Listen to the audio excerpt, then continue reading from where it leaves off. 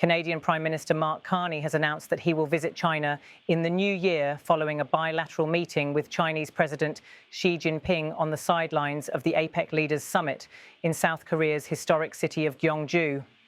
The encounter, which both sides described as constructive, marks a significant moment in the gradual normalization of Canada-China relations after years of strained diplomatic ties. Carney's comments came during a press briefing shortly after the meeting, where he said the discussion with Xi represented a renewed willingness to cooperate across key sectors. His remarks reflected a tone of pragmatism and engagement, with a focus on rebuilding trust and establishing forward-looking frameworks for collaboration. "I have accepted President Xi's invitation to visit China in the new year," Carney said, confirming that diplomatic preparations for the visit were already underway. "And the President and I directed our ministers and officials to work together to find solutions to current challenges and to identify areas for cooperation and growth in advance of that meeting." The statement underscores what Canadian officials have called a measured reset in Ottawa's approach toward Beijing, one that balances open dialogue with the protection of national interests and the pursuit of economic opportunities. Diplomatic context. The meeting between Carney and Xi took place on the margins of the APEC Economic Leaders meeting held this year in Gyeongju, South Korea. The summit gathered 21 economies from the Asia-Pacific region to discuss trade integration, energy security, and technological cooperation amid ongoing global economic uncertainty. Relations between Canada and China have been tense in recent years, strained by a series of diplomatic and trade disputes, including disagreements over foreign interference, human rights, and restrictions on agricultural exports. The last official visit by a Canadian Prime Minister to China occurred several years ago before bilateral ties cooled sharply. However, this new interaction signals a cautious step toward re-engagement.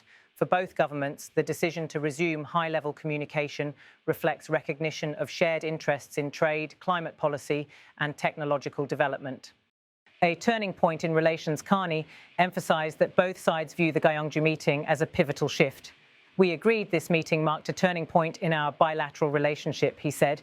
"We have now unlocked a path forward to address current issues and to build the enormous opportunities between our two countries, including in agriculture, energy, clean technologies, tourism, and cultural exchanges." His reference to current issues likely pertains to existing trade barriers, diplomatic sensitivities, and ongoing investigations into foreign influence operations that have complicated Canada-China interactions. Despite these challenges, both sides appear intent on identifying tangible areas of cooperation. Beijing has also expressed readiness to restore a more stable working relationship. According to Chinese state media coverage of the meeting, President Xi emphasized that China welcomes expanded cooperation with Canada in a spirit of mutual respect and mutual benefit, suggesting alignment with Carney's message of pragmatic engagement. Focus areas of cooperation. The announcement outlines several specific areas where bilateral cooperation could intensify. Agriculture. Canada has long been a major exporter of grains, canola, and meat products to China. Diplomatic frictions in recent years disrupted this trade, but both governments are signaling interest in restoring agricultural market access. Energy and clean technology.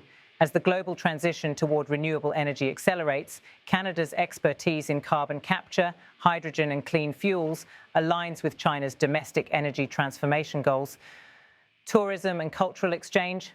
Pre-pandemic, China was among Canada's largest sources of tourists. Rebuilding people-to-people exchanges is seen as a soft power bridge that could ease political tensions. Education and research collaboration. Academic partnerships between Canadian and Chinese institutions had declined amid security concerns, but remain a potential area for renewed cooperation if trust is restored. These areas fit within the broader framework of APEC's 2025 agenda, which emphasizes inclusive and sustainable growth through innovation and connectivity. APEC backdrop and regional dynamics. The APEC Summit in Gyeongju has drawn attention as one of the first major multilateral gatherings since several key shifts in global trade policy earlier in 2025. With the United States recalibrating its tariff strategy toward Asia and Japan advocating deeper regional digital integration, Carney's dialogue with Xi positions Canada as an active participant in shaping the region's economic architecture. Observers note that this meeting could signal a broader pattern of Western economies cautiously re-engaging with China through multilateral settings rather than bilateral confrontation.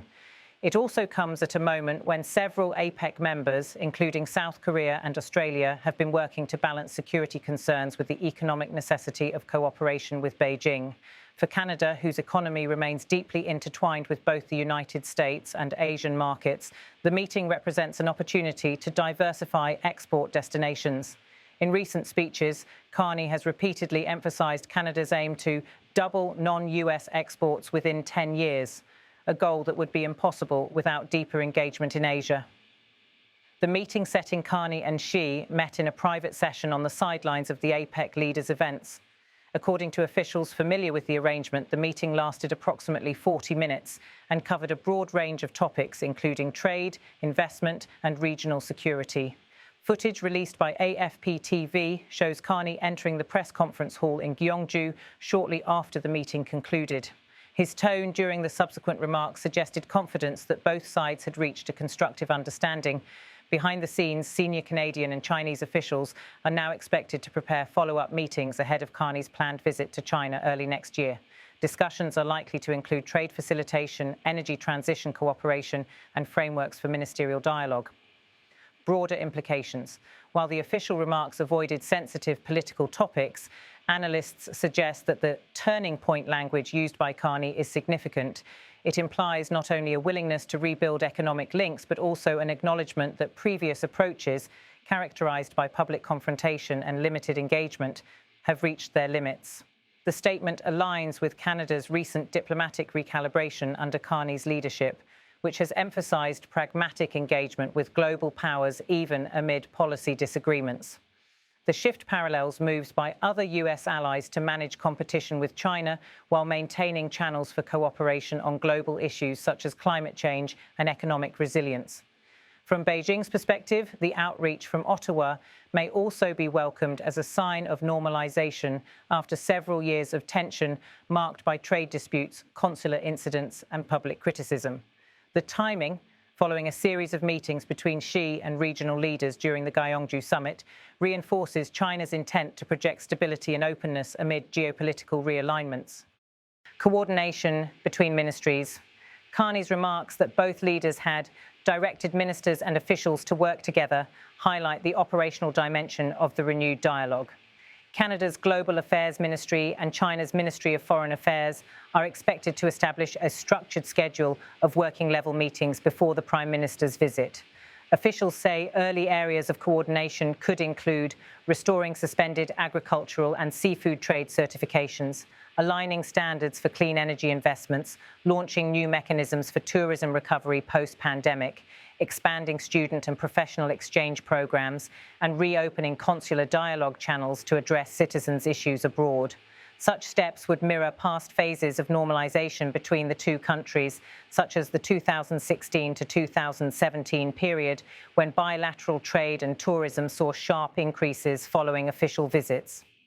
Regional significance and economic dimension. The timing of this renewed engagement comes as Canada seeks to balance economic diversification with strategic caution. China remains Canada's second-largest trading partner, accounting for more than 100 billion Canadian dollars in annual two-way trade. Yet since 2018, political tensions and market restrictions have reduced bilateral growth. Carney's confirmation of a forthcoming visit indicates a policy approach driven by economic pragmatism. Ottawa is aiming to rebuild sectoral ties where national interests align, while continuing to coordinate with allies on issues of transparency and global governance. Regional observers note that Carney's outreach could also strengthen Canada's standing within APEC, where mid-sized economies increasingly play bridging roles between major powers. South Korea, Japan, and Singapore have all emphasized the need for open regionalism, a principle Canada appears ready to endorse through renewed engagement with Beijing.